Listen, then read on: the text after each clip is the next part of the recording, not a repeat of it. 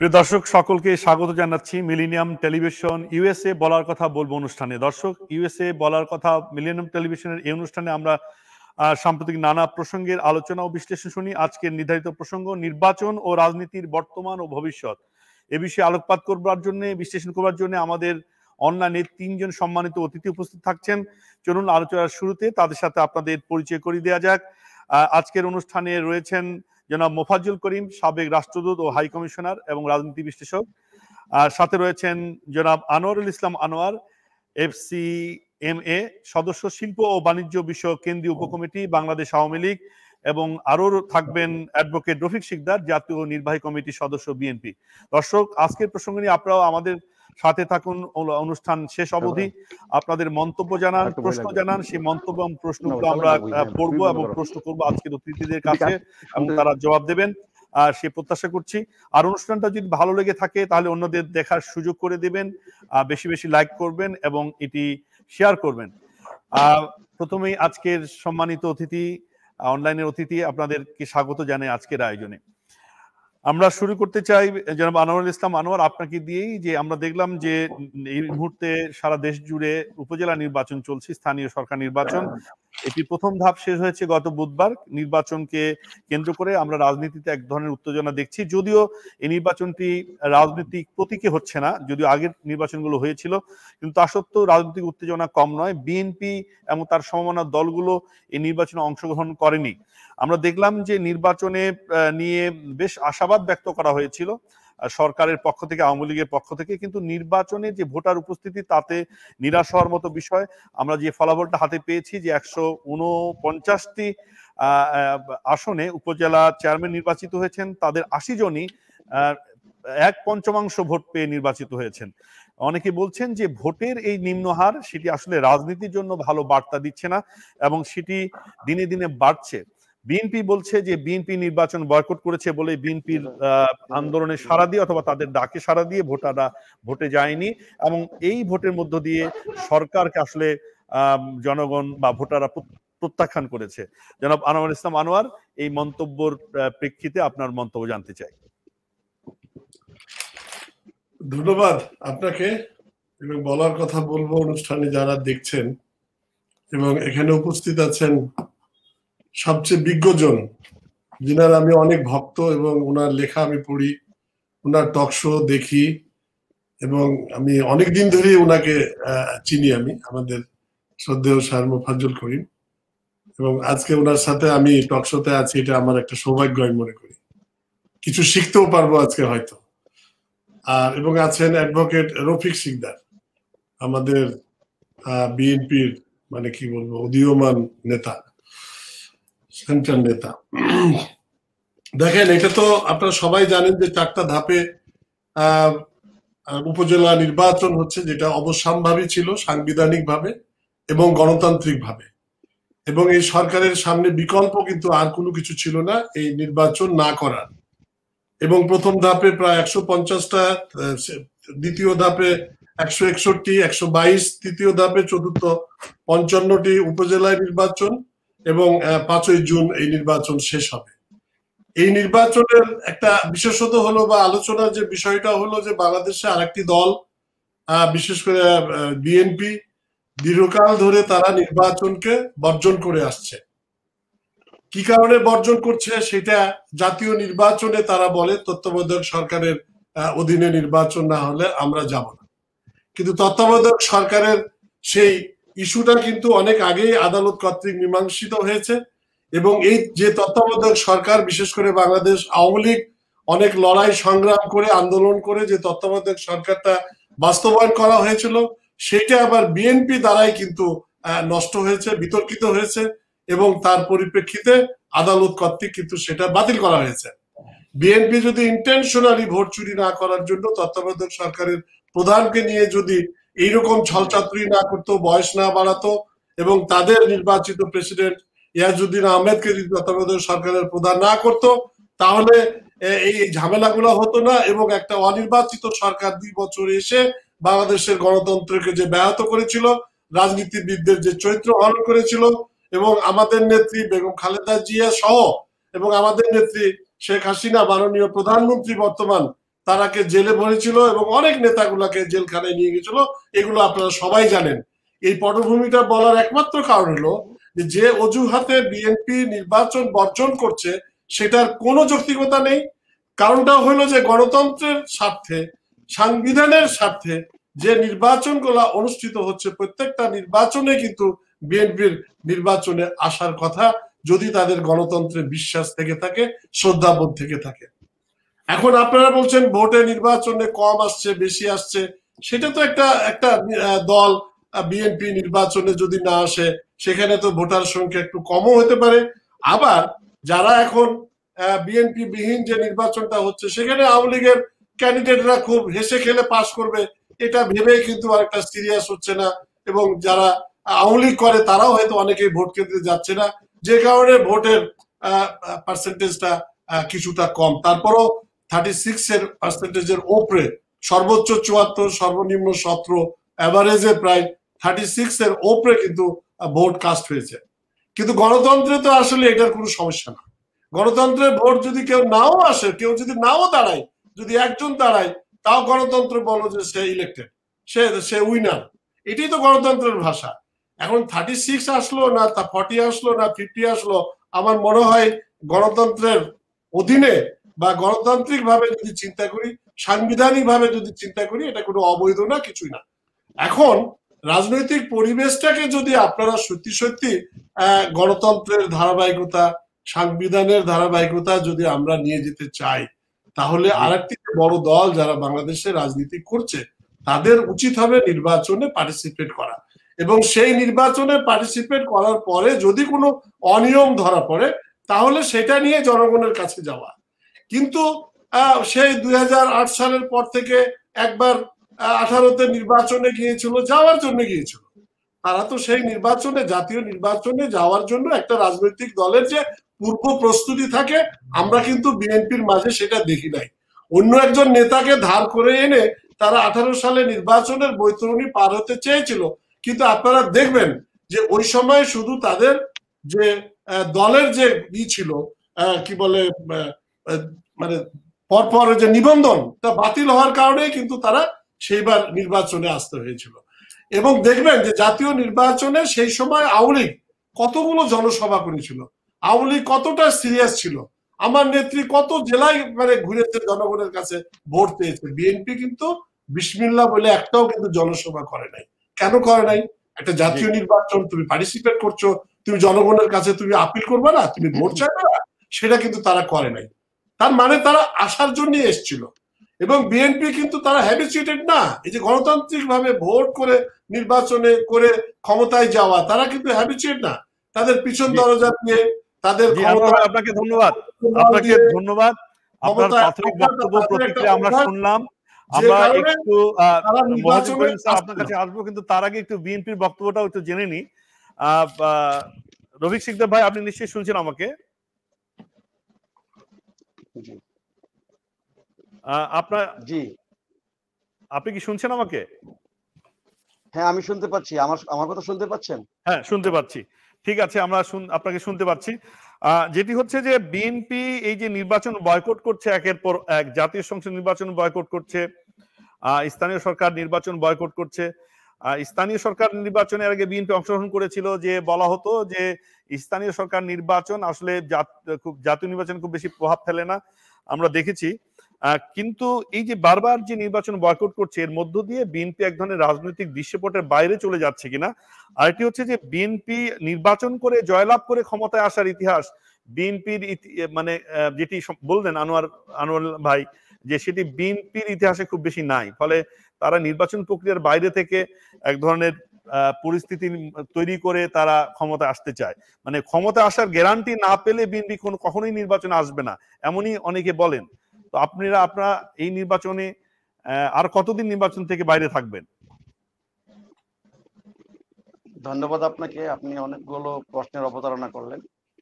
এর মাঝে আবার আওয়ামী লীগের নেতা, সাবেক ছাত্র নেতা, যুব নেতা আনোয়ার সাহেব অনেকগুলো প্রশ্নের অবতারণা করলেন। আর মোফাজ্জল করিম সাহেবকে আমি চিনি, তিনি সাবেক রাষ্ট্রদূত ছিলেন, সচিব ছিলেন, অনেক বিজ্ঞ একজন আলোচক। রবি, আমরা একটু কম শুনতে পাচ্ছি, আপনি একটু সামনে এসে বলবেন। অথবা আপনার ভলিউমটি একটু বাড়ানোর চেষ্টা করলে। একটু বাড়াইতে হবে। ধন্যবাদ আপনাকে, ধন্যবাদ জি। বিজ্ঞ দুই আলোচককে এবং মিলেনিয়াম টিভিকে।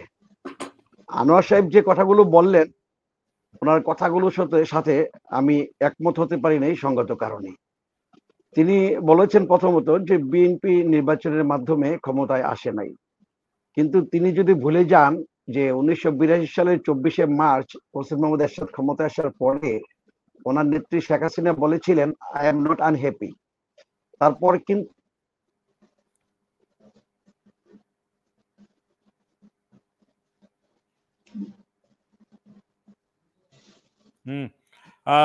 রফিক ভাইয়ের সংযোগটি আমরা হয়তো হারিয়ে ফেলেছি। সংযোগ প্রতিষ্ঠা হলে তার সাথে আমরা সংযুক্ত হতে পারবো। স্যার, আসতে চাই মুফাজ্জল করিম স্যার আপনার কাছে, যে আপনি তো বক্তব্য শুনছিলেনই, বিভিন্ন টক শোতে আপনি যান, তাদের পক্ষে বিপক্ষে বক্তব্য আপনি শোনেন। স্যার, কি মনে হয় যে আসলে বাংলাদেশের নির্বাচন ব্যবস্থা যেভাবে চলছে সেটি আসলে আমাদের গণতন্ত্রকে কতটা সামনের দিনে সুসংহত করবে? আনোয়ারুল ইসলাম আনোয়ার ভাই যেটি বললেন যে ভোটে কজন আসুক না আসুক সেটি বড় কথা নয়, সাংবিধানিক বৈধতা তো পাবেই নির্বাচনগুলো, ফলে এটিকে আপনি কিভাবে দেখছেন? ধন্যবাদ আপনাকে অধ্যাপক আশরাফুল আজম খান। আমি আপনার সম্মতি নিয়ে একটি বিষয়ের দিকে আমাদের সকলের মনোযোগটা আকর্ষণ করতে চাই। সেটা হচ্ছে আজকে দেশ এবং জাতি একজন নিবেদিত প্রাণ মানুষকে, দেশপ্রেমিককে, একজন অত্যন্ত নীতিবান মানুষকে হারিয়েছে। সে হচ্ছে হায়দার আকবর খান রণ। চলে গেল। রণ আর আমি মোটামুটি সমসাময়িক, যদিও প্রায় রণ এবং মেনন ইউনিভার্সিটিতে, ঢাকা বিশ্ববিদ্যালয়ে আমার 2 বছরের জুনিয়র ছিল। তখনই তাদের যে কর্মকাণ্ড এবং তাদের যে নেতৃত্ব সেটা অত্যন্ত প্রশংসনীয় ছিল। তা আমরা সকলে গভীরভাবে অনুতপ্ত এবং স্যার আপনি স্যার একটু বেয়াদবি মাফ করবেন স্যার, একটু ইন্টারাপ্ট করছি, আপনার শব্দ আমরা শুনতে পাচ্ছি না। আপনার মাইক্রোফোনটি যদি একটু স্যার হাতে নিয়ে, মানে আমি জানি না কি ব্যবহার করছেন, একটু কাছে, মুখের কাছে নিয়ে যদি স্যার কথা বলেন। মাইক্রোফোনটা কাছে নিয়ে কথা বলতে বলছি, সেটা কোনটা?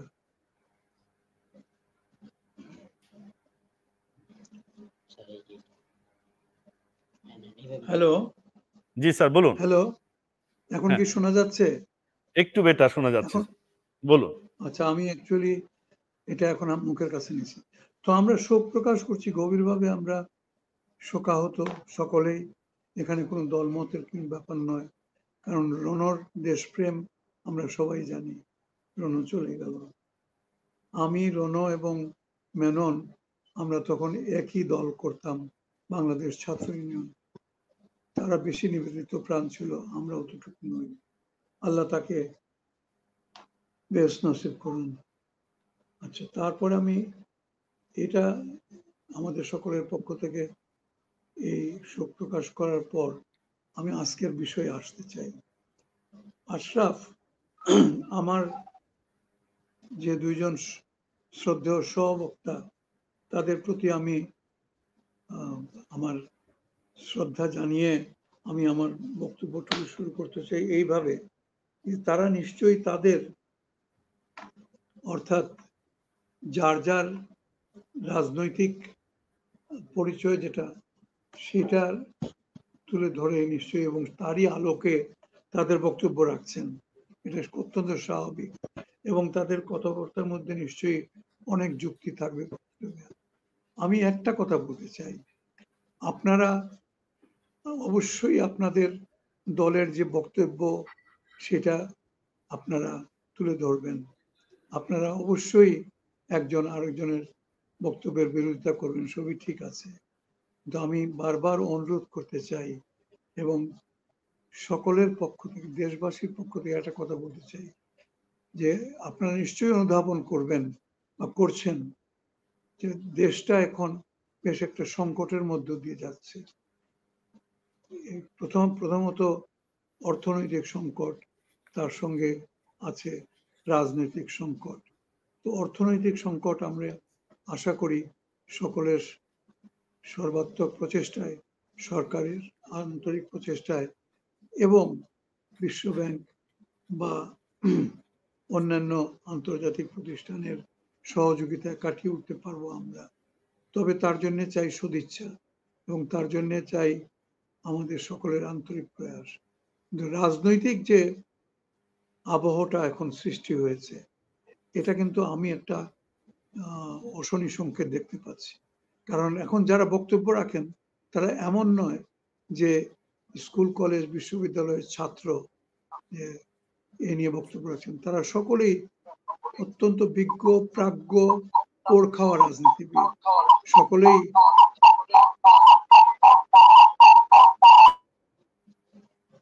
আপনারা কি শুনতে পাচ্ছেন? জি, শুনতে পাচ্ছি। কারণ মাঝখানে একটা শব্দ কিরকম এসে গেল। অথচ যেটা বলছিলাম, তা আমার বিনীত অনুরোধ আমাদের সব দলের সব নেতৃবৃন্দের প্রতি, যে এমন কিছু বক্তব্য আমরা অবশ্যই রাখবো না।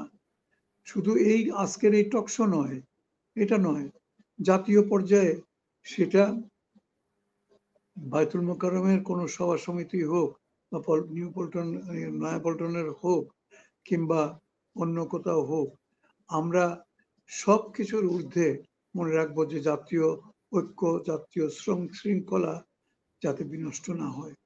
কারণ অনেক সুযোগ সন্ধানী অবশ্যই আছে যারা চাইবে বাংলাদেশ একটা জটিল পরিস্থিতির মধ্যে সব সময় থাকুক, তারা যেন তাদের রাজনৈতিক অঙ্গনটা যেন তারা কিছুতেই গুছিয়ে উঠতে না পারে।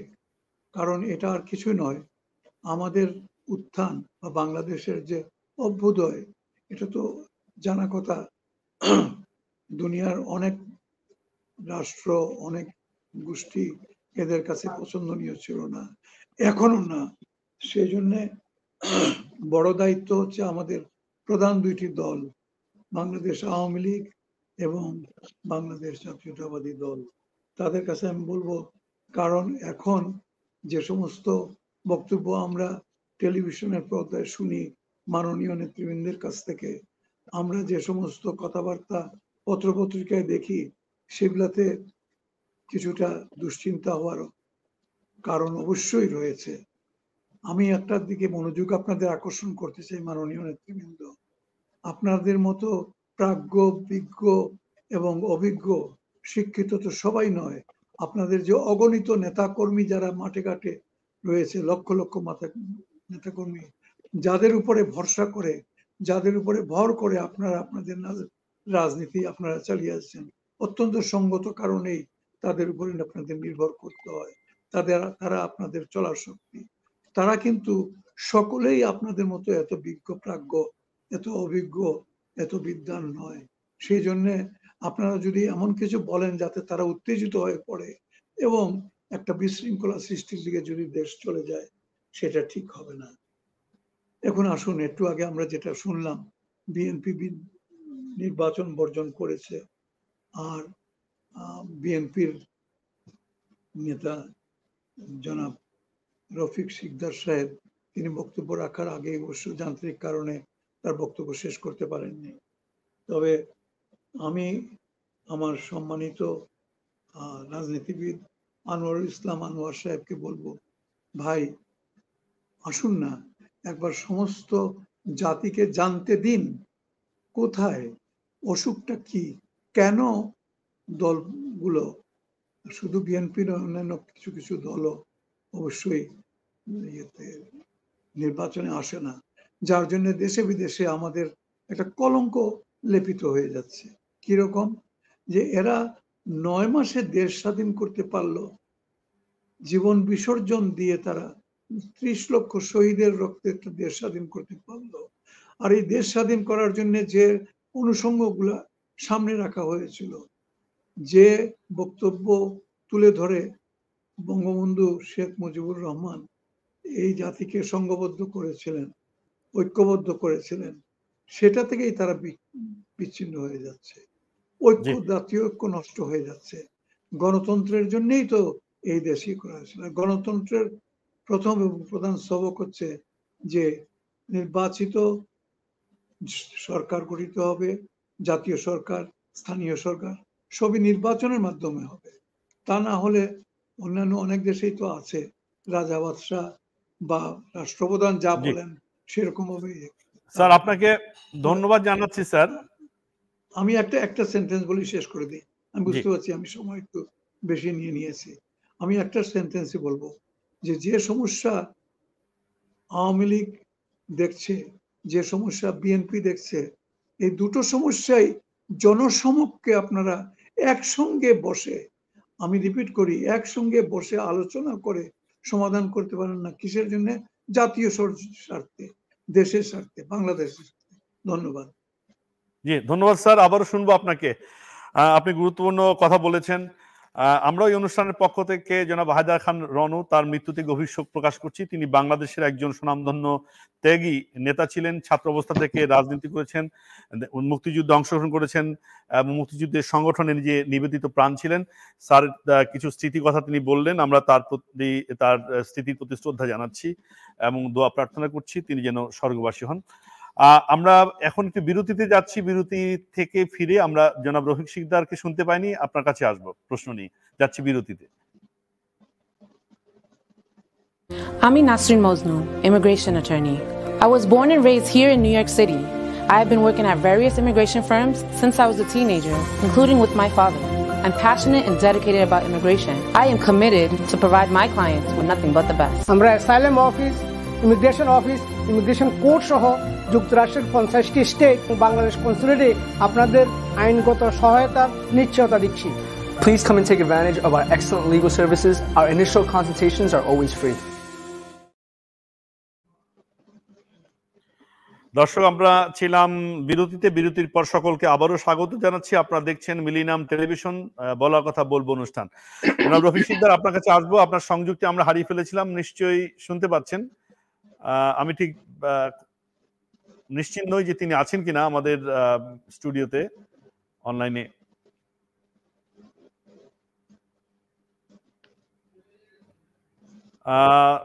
দুঃখিত যে আবারও নেটওয়ার্কের সমস্যার কারণে তাকে আমরা পাচ্ছি না। আমরা আলোচনা চালিয়ে নিতে চাই। বিরতিতে তার সাথে আমরা যুক্ত হলে পরে তার কাছে প্রশ্ন করব।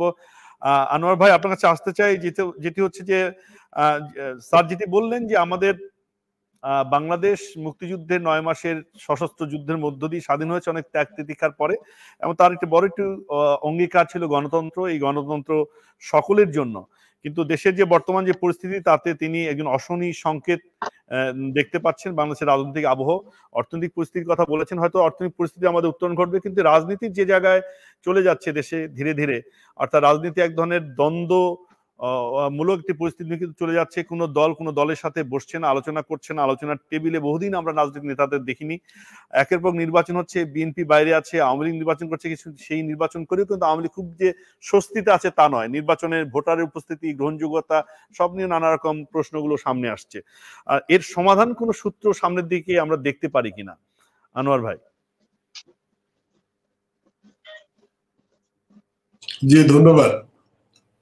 তার আগে আনোয়ার ভাই একটুখানি আপনাকে ক্ষমা চেয়ে নিচ্ছি। আমরা রফিক শিকদার ভাই, আপনি কি শুনতে পাচ্ছেন আমাকে? জি শুনতে পাচ্ছি। আপনাকে আমরা হারিয়ে ফেলছিলাম সংযুক্তি। আনোয়ার ভাই দুঃখিত, আবার যে প্রশ্নটি করেছি একই প্রশ্ন আপনার কাছে থাকলো, আপনি জবাব দেবেন। একটু রফিক ভাইয়ের কাছে আসতে চাই, কারণ তিনি কথা বলতে পারেননি। রফিক ভাই, যেটি হচ্ছে যে এই দুই দল একটা বিপরীত মেরুতে অবস্থান করছে। বাংলাদেশের প্রধান দুটি রাজনৈতিক দল, বিএনপি নির্বাচনে আসছে না, কিন্তু আওয়ামী লীগ তার সাংবিধানিক ধারাবাহিকতা রক্ষার জন্য গণতন্ত্রকে এগিয়ে নিতে তার নির্বাচন করছে। কিন্তু নির্বাচনটা হয়তো সেইভাবে কি বলা যায় যে অনিয়ম খুব বেশি না হলেও নির্বাচনের আগ্রহ অনেকে হারিয়ে ফেলছে। আমরা ফলাফল বা ভোটারদের উপস্থিতি দেখছি। আপনাদের কোনো দায় আছে কিনা রাজনৈতিক দল হিসেবে, যে বাংলাদেশের নির্বাচন ব্যবস্থা যে এদিকে যাচ্ছে, সেখানে আপনারা এই যে বয়কট করছেন, বয়কটের পর বয়কট করছেন, তাতে আসলে সার্বিকভাবে আপনাদের রাজনৈতিকভাবে আপনাদের দল কতটা লাভবান হচ্ছে, না সার্বিকভাবে গণতন্ত্র ক্ষতিগ্রস্ত হচ্ছে, কি মনে হয়? দেখুন, বর্তমান যে নির্বাচন ব্যবস্থাটা আওয়ামী লীগ। জি বলুন, শুনতে পাচ্ছি। নির্বাচন একটি অংশগ্রহণমূলক, কিন্তু আজকে আমরা নির্বাচনটাকে একেবারেই অনুপস্থিত দেখছি। আজকে যে নির্বাচন হচ্ছে এটাকে আমরা নির্বাচন বলবো? এটা কি আমরা নির্বাচন বলতে পারি? না, এছাড়া বিকল্প কি আছে? সাংবিধানিক ধারাবাহিকতা রক্ষার জন্য আমাদের তো গণতান্ত্রিক চর্চা, নির্বাচনের বিকল্প তো নির্বাচনে, কিন্তু আওয়ামী লীগ তো কখনো নির্বাচন করে ক্ষমতায় আসে নাই। আওয়ামী লীগ যে বললো যে বিএনপি নির্বাচন করে আসে না, আনোয়ার সাহেব বললেন 1991 সাল, 1996 সাল এবং 2001 সাল 3টি নির্বাচন বাংলাদেশের নির্বাচন ইতিহাসের স্ট্যান্ডার্ড। সেখানে 91 সালে হোসেন মোহাম্মদ এরশাদের পতনের পরে গণতন্ত্র যখন প্রতিষ্ঠা লাভ করতে যাচ্ছে, তখন কিন্তু বাংলার প্রথম নারী মহিলা প্রধানমন্ত্রী বেগম খালেদা জিয়া হয়েছিলেন জনগণের ভোটে, সরাসরি ভোটে, সুষ্ঠু, অবাধ এবং নিরপেক্ষ নির্বাচনের মাধ্যমে। 1996 সালে 12 জনের নির্বাচনে তত্ত্বাবধায়ক সরকারের অধীনে কিন্তু আওয়ামী লীগ 21 বছর পরে ক্ষমতায় আসে। সেই তত্ত্বাবধায়ক সরকারের প্রতিষ্ঠাটাও কিন্তু সেটাও কিন্তু বেগম খালেদা জিয়ারই অবদান। যদি আওয়ামী লীগ বলে যে আমরা আন্দোলন করেছি, গণতান্ত্রিক সংগ্রামের, গণতান্ত্রিক সরকারের বিরুদ্ধে আন্দোলন করলে গণতান্ত্রিক সরকারটি যদি গণতান্ত্রিক হয় তখন সেই আন্দোলনগুলো মেনে নেয়। বেগম খালেদা জিয়ার 96 সালের 15 ফেব্রুয়ারির সেই সরকারটিও গণতান্ত্রিক ছিল। বেগম খালেদা জিয়া নিজেও ডেমোক্রেটিক, সে কারণে মেনে নিলেন। আওয়ামী লীগ, জামাত, জাতীয় পার্টি তাদের যে দাবি ছিল যে তত্ত্বাবধায়ক সরকার, সেটি দাবিটা মেনে নিয়েছিলেন। মেনে নেওয়ার কারণেই 21 বছর পরে 12 জনের নির্বাচনে 96 সালে আওয়ামী লীগ ক্ষমতায় আসে। কিন্তু বিএনপি কিন্তু সেদিনও 118টি পার্লামেন্টে 118টি সিট পেয়ে বিরোধী দলে ছিল। 2001 সালে বিএনপি কিন্তু 2/3 মেজরিটি পেয়ে এই বাংলাদেশে আবারও সরকার গঠন করে। মুক্তিযুদ্ধের চেতনার কথা বলছেন, বেগম খালেদা জিয়া সরকারই 2001 সালের পরে মুক্তিযুদ্ধ মন্ত্রণালয় গঠন করেছেন। নারী ও শিশুদের, মহিলাদের অধিকারের কথা বলছেন, সেই মন্ত্রণালয়টা বেগম খালেদা জিয়ারই অবদান। এবং নারী শিক্ষা, অবৈতনিক শিক্ষা ব্যবস্থা, সেখানেও কিন্তু নারীদের এই পিছিয়ে পড়া থেকে এগিয়ে নেওয়ার পিছনে বেগম খালেদা জিয়ারই কিন্তু যুগান্তকারী পদক্ষেপ।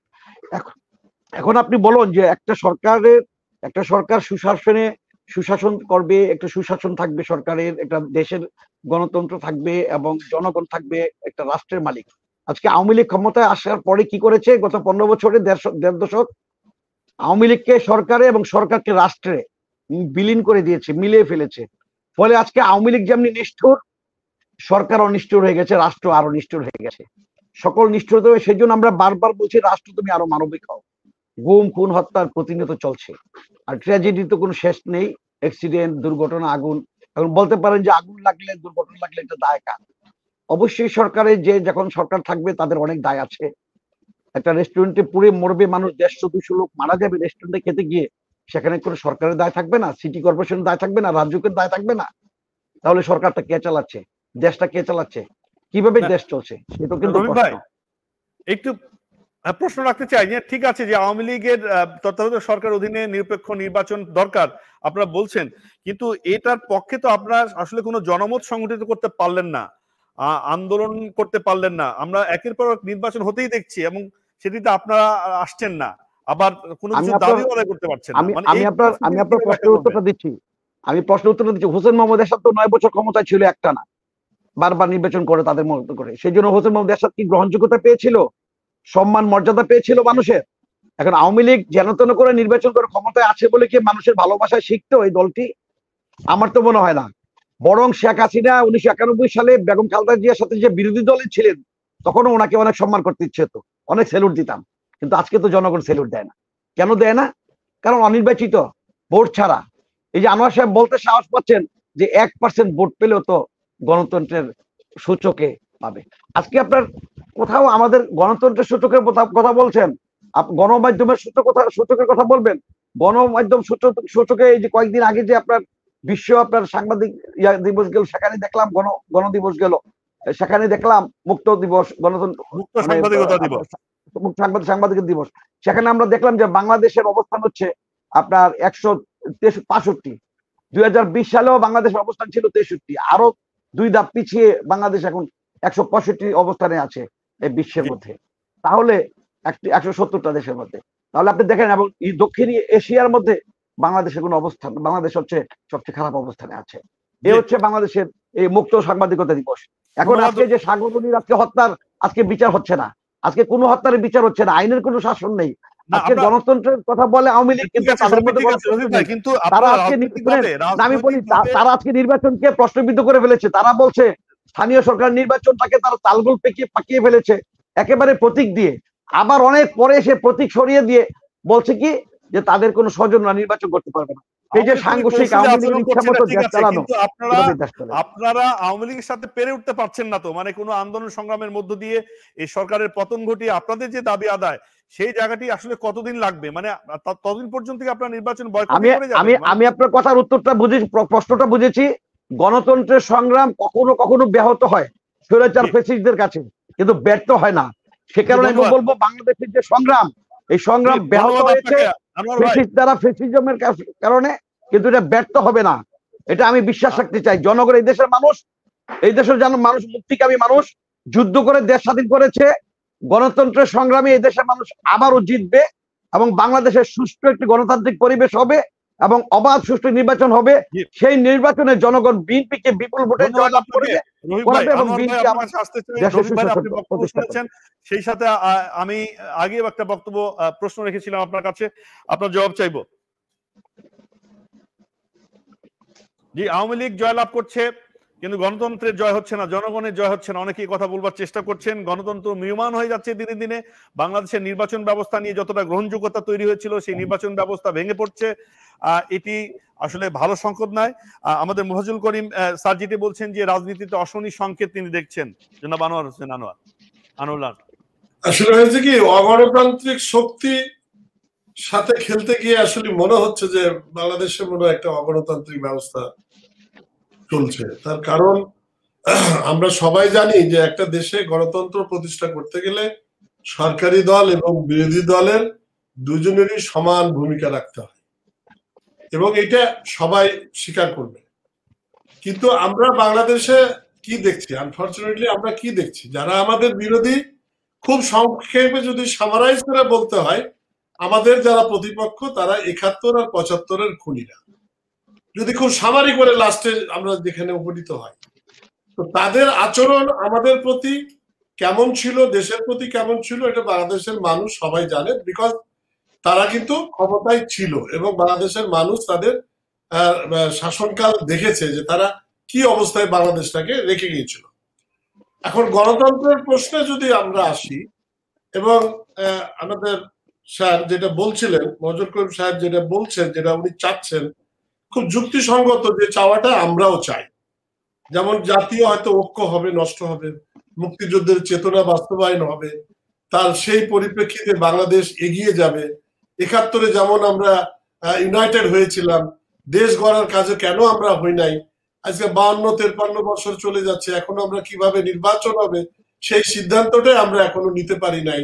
তো এই বিষয়গুলো তো আসলে পরবর্তী প্রজন্মের জন্য কিন্তু ক্ষতিকর। দেশ যতদিন এই সিদ্ধান্তে আমরা না আসতে পারবো ততদিন কিন্তু বাংলাদেশ কিন্তু পিছিয়ে থাকবে, সেটা সত্য।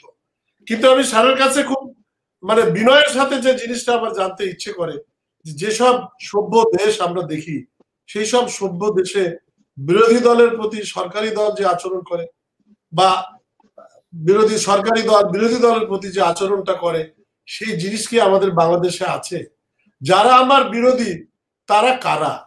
তাদের চেহারার মুখে যখন আমরা দেখি যে তারা আমার জাতির পিতাকে হত্যা করেছে, তাদের চেহারা যখন দেখি যে ২১শে আগস্টে গ্রেনেড হামলা আমার নেত্রীকে এবং বিরোধী দলকে নিশ্চিহ্ন করে দিতে চাইছে, তখন তাদের প্রতি আমাদের রাজনৈতিক যে শিষ্টাচার, রাজনৈতিক যে তাদের সাথে যে আমাদের একটা সম্পর্ক থাকার কথা, সেটা কি থাকে?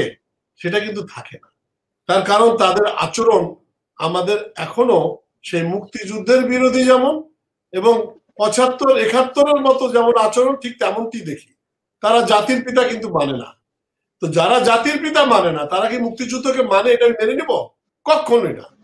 বঙ্গবন্ধু অ্যাজ এ অ্যাডমিনিস্ট্রেটর হিসাবে তার সমালোচনা হইতেই পারে, না হওয়াটাই অস্বাভাবিক, কিন্তু মুক্তিযুদ্ধের মহানায়ক বঙ্গবন্ধু শেখ মুজিবুর রহমান জাতির পিতা, সেটা কেন তারা মানে না? এই প্রশ্নগুলা কি আমার স্যাররা করবে না? তাদের কাছে ভাই আপনি অনেক প্রশ্ন করেছেন, আমাদের মুফাজ্জল করিম স্যার একটু জবাব দেবেন।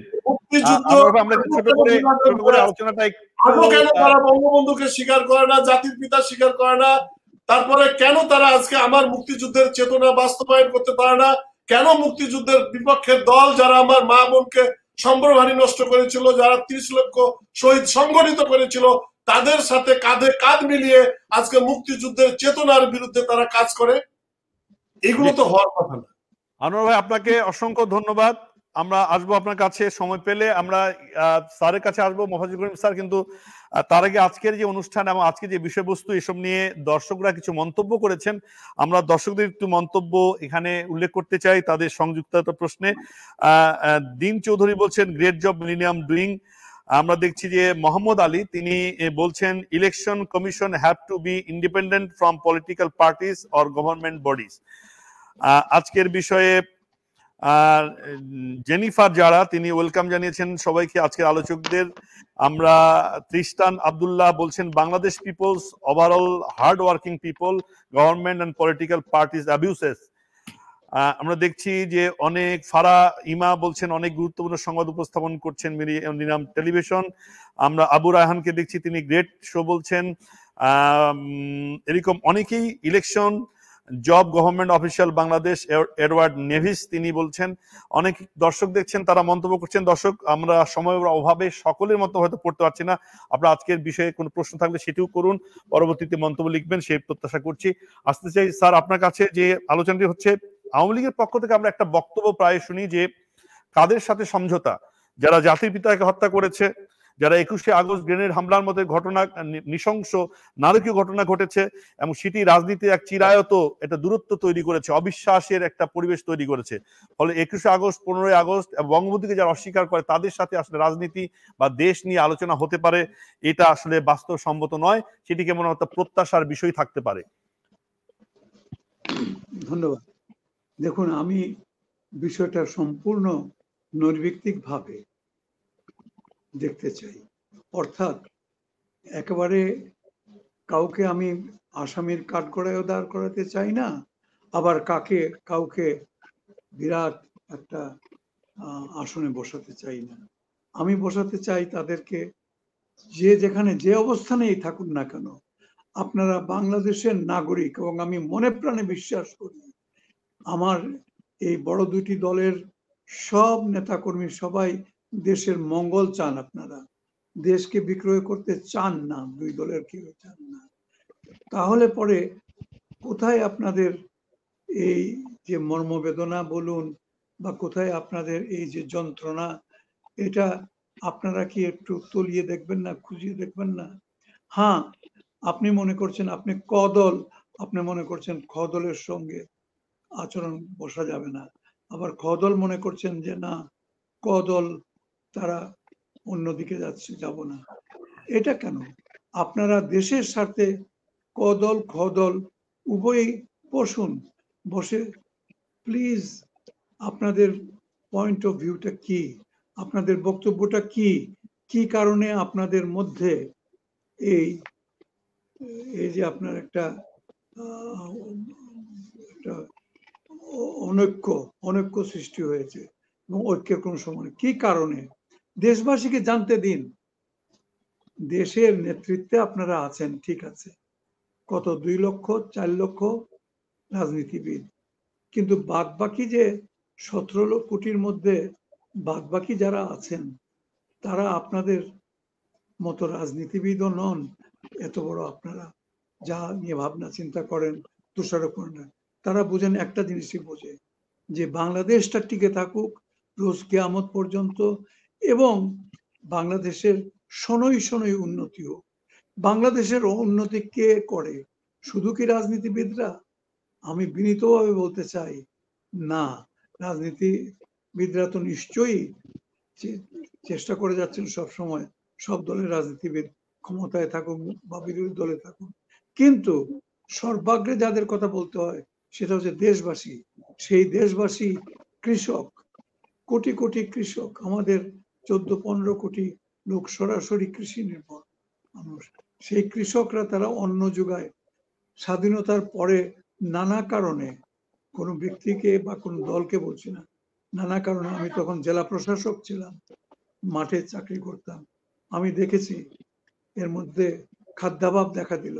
সেই খাদ্যাভাবটাতে প্রায় 30,000 লোক মারা গেল সরকারি হিসাবে। তো এই অবস্থা থেকে উত্তরণের জন্য যারা বেশি অবদান রেখেছে তারা হচ্ছে কৃষক এবং কৃষি কাজে নিয়োজিত কর্মকর্তা কর্মচারী যারা, আপনার দেশবাসী অনেকে জানেন না, পর্দার আড়ালে থেকে আমাদের যে কৃষি ইনস্টিটিউশন গুলা রয়েছে, যে সমস্ত কৃষি বিভাগের অধীনে, কৃষি মন্ত্রণালয়ের অধীনে যে সমস্ত গবেষণা কার্যালয়গুলো রয়েছে, তাদের অবদান যে কি লোকচক্ষুর অন্তরালে কেউ জানে। যাই হোক, তা না শুনে। আর বিদেশে যে আমাদের লক্ষ লক্ষ যুবকরা যাচ্ছে, গিয়ে ওখানে থেকে বিদেশি বৈদেশিক মুদ্রা অর্জন করছে, উপার্জন করছে, তাদের অবদান।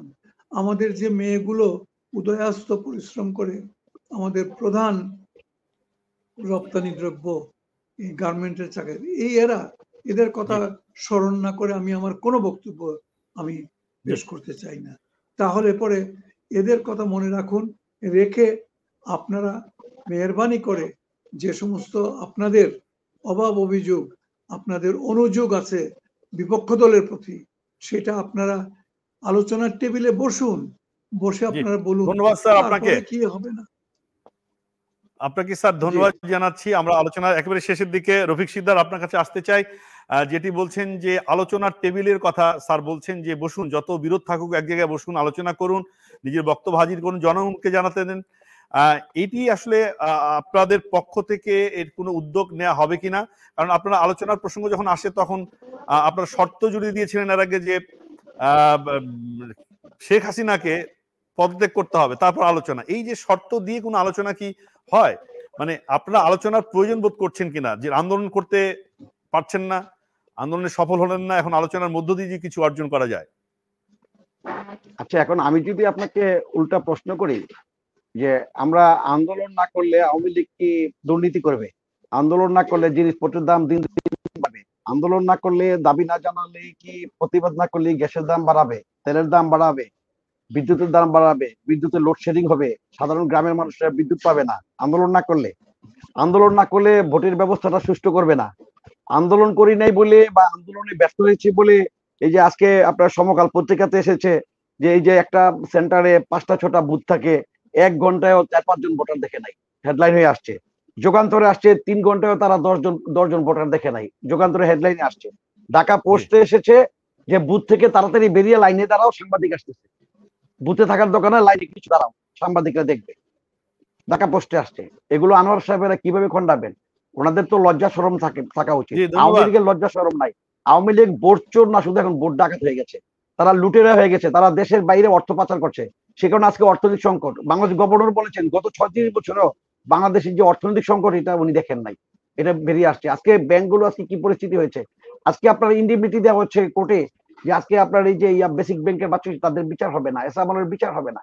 আজকে প্রাইভেট ব্যাংকগুলো, প্রাইভেট হাসপাতালগুলো দখল হয়ে যাচ্ছে, প্রাইভেট ব্যাংকগুলো আজকে দখল হয়ে যাচ্ছে, মিডিয়াতে আসছে। আজকে বাংলাদেশের বিএনপিকে ভ্রমণ করতে পারে, কিন্তু সেই রামুতে, কিন্তু সেই খাগড়াছড়িতে, ইয়াতে বান্দরবনের রামুতে, যেখানে আপনার এই যে কি বলে কি উপজেলা বান্দরবনে, রুমা, সে উপজেলাতে আজকে কেএনএফ তৈরি হয়, সেখানে ব্যাংকের ম্যানেজারকে উঠিয়ে নেওয়া যায়, ব্যাংক লুট করে। সেখানে বাংলাদেশের দেশপ্রেমিক সেনাবাহিনী এসে তাদেরকে সেখানে কাজে লাগায় না, তাদেরকে কাজ করতে দেওয়া হয় না। আমাদেরকে গুলি করে মারা হয় পুলিশ দিয়ে, কিন্তু পুলিশ সেখানে দায়িত্ব পালন করতে পারছে না। এরকম একটা ব্যর্থ রাষ্ট্র, ব্যর্থ আওয়ামী লীগ, ব্যর্থ সরকার জনগণ চায় না। তাদের সাথে কিসের যত তাড়াতাড়ি তারা বিদায় নিবে, ততই বাংলাদেশের তারপরে দেশে সুন্দর সুশাসন প্রতিষ্ঠিত হবে। 2007 সালের ক্ষমতা হারিয়ে আওয়ামী লীগ যখন ক্ষমতায় ছিল, তখন কিন্তু আমরা সুইজারল্যান্ড পাই নাই। দুর্নীতিতে চ্যাম্পিয়ন একটা দেশ পেয়েছিলাম। এখনো দুর্নীতি আছে, সেটাও আমরা স্বীকার করি, কম আর বেশি। নিশ্চয় তখনকার মতো বাংলাদেশ আজকে দুর্নীতিতে চ্যাম্পিয়ন না। আমি আনোয়ার উপরে সম্মান রেখে আরেকটা কথা আমি যুক্ত করি ওনার উপরে, যে তিনি বলেছেন যে জাতির পিতা কেন বলে না। আমার বক্তব্য হলো শেখ মুজিবুর রহমানকে আমরা সম্মান করি, শ্রদ্ধা করি। জাতির পিতা বলতে হলে আজকে আপনি বাংলাদেশে একটা ভোট দেন, সাধারণ ভোট দেন, জনগণ যদি জাতির পিতা হিসেবে মেনে নেয় আমার কোনো আপত্তি নেই। আপনি নিজে স্বঘোষিত জাতির পিতা বললে তো হবে না। জিয়াউর রহমানকে আমি জাতির পিতা বললে হবে না। জিয়াউর রহমান স্বাধীনতা ঘোষণা দিয়েছে, যুদ্ধ করেছে। এখন আপনারা যদি বলেন যে জাতির পিতা, জাতির পিতার ছবি দিয়ে কেন আওয়ামী লীগ আপনারা ভোট করেন? ওনাকে আওয়ামী লীগের বাইরে রাখেন, সম্মানের সাথে রাখেন আরেকটা জায়গায়। ওনার ছবি দিয়ে, মাথার উপরে ছবি দিয়ে আপনারা ভোট চাইবেন, আবার জাতির পিতা বলবেন, আবার হারবেন। জাতির পিতা হারে কেন? জাতির পিতার ছবি দিয়ে যে আপনি নির্বাচন করেন, নির্বাচন করলেন, জাতীয় 91 সালে 96 নির্বাচন করলেন, এই যে হেরে গেলেন, জাতির পিতার জাতির পিতাকে এইভাবে অশ্রদ্ধা করবেন না। আমরা শেখ মুজিবুর রহমানকে আমরা শ্রদ্ধা করি। ততদিন পর্যন্ত আপনাদের সাথে বর্তমান দলের একটা রেল লাইনের সমান্তরালের মতো সম্পর্ক থাকবে। তার কারণ আমরা যারা মুক্তিযুদ্ধের চেতনা নিয়ে বা মুক্তিযুদ্ধ করে দেশ স্বাধীন করেছি তাদের সাথে আপনাদের কোনো মিল নেই, চেতনার সাথেও মিল নেই, চাওয়া পাওয়ার সাথেও মিল নেই। যে কারণে আপনারা তো ভারতে চলে গেছেন, আপনারা যা ভারতে পালাচ্ছেন, আপনারা সারেন্ডার করছেন, আমরা বাংলাদেশের মানুষ যুদ্ধ করছি। এবং জামাত ইসলামী এই দুটো দলের ভিতরে মোফাজ্জল করিম স্যার আপনারা একটু আপনাদের যতদিন পর্যন্ত চেতনাবোধ না হবে বলুন, ততদিন পর্যন্ত আমাদের বাংলাদেশে আনোয়ার ভাই আমরা বাংলাদেশের আভ্যন্তরীণ অর্থনৈতিক বিষয়গুলো নিয়ে, দুর্নীতিগুলো নিয়ে আমরা সমালোচনা করতে পারি, কিন্তু মূল চেতনা যেটা মুক্তিযুদ্ধের সেটা তো থাকার কথা।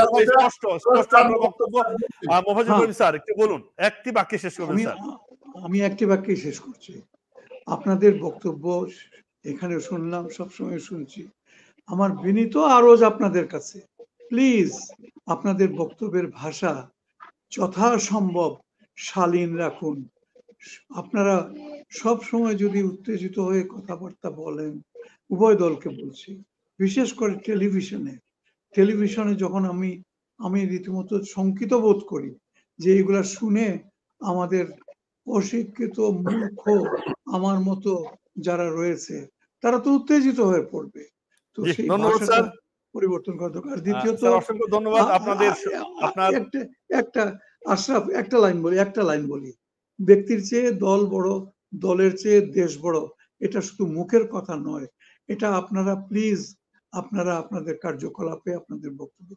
ধন্যবাদ স্যার, অসংখ্য ধন্যবাদ আপনাকে। সমাপনী বক্তব্য আপনি দিয়েছেন, ব্যক্তির চেয়ে দল বড়, দলের চেয়ে দেশ বড়, এই নীতি আমরা আমাদের রাজনীতি দেখতে চাই।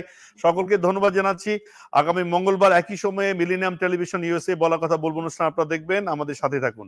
শুভরাত্রি।